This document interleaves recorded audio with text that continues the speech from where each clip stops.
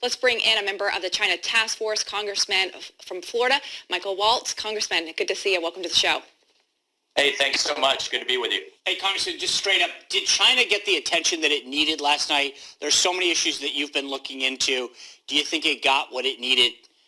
No, absolutely not. And I thought it was one of the more disappointing exchanges, frankly, from Chris Wallace, that he didn't follow up with Biden, who just kind of dismissed and gave the wave of the hand of the fact that his son has received over $1 billion from the Central Bank of China, communist-backed Bank of China, and to this day, right now as we speak, is still an equity holder and business partner with the Chinese Communist Party. But that needs to be explained. We need to get to the bottom of it, and I think the least Wallace should have done was follow up when Biden says that's not true. Beyond Hunter Biden's relationship and payments, did all of the other issues that you have been leading on and looking into get the attention? I'm talking intellectual property right theft, what came out of Wuhan, all of the other stuff are tech transfers, all of the other things that you have been talking about.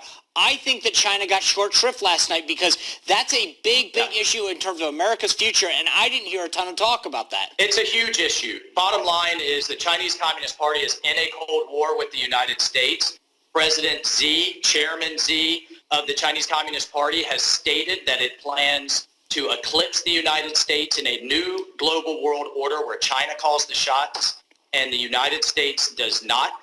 Biden thinks that's no big deal. He's been saying it for 47 years and has done very little about it. President Trump has been trying to dig out of that hole. This China Task Force report that we just rolled out today, which covers 10 committees in Congress, deals with the fact that China controls our pharmaceutical supply chain, controls our PPE, our medical equipment supply chain.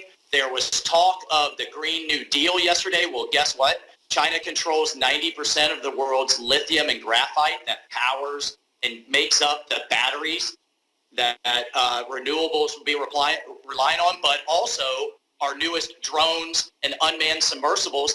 And look, at the end of the day, China is on the march in Hong Kong, in the South China Sea.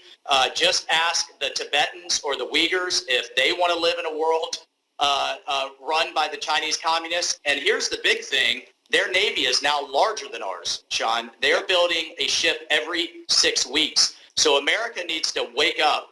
President Trump gets it, and Biden absolutely does not. If Biden wins, China wins. And look, this is the most dangerous threat this country has ever faced, and we need real leadership to address it starting right now.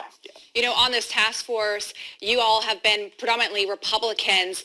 With this new report, are you going to be able to move the ball forward for what needs to be done, or is this kind of in a standstill, your recommendations?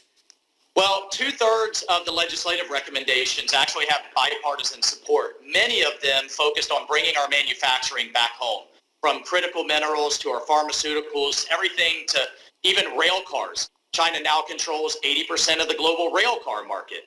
Which is critical obviously for moving freight. The disappointing thing is that this was supposed to be Republicans and Democrats on the task force, was negotiated over a year ago, and the day before we launched, Pelosi pulled the Democrats from it.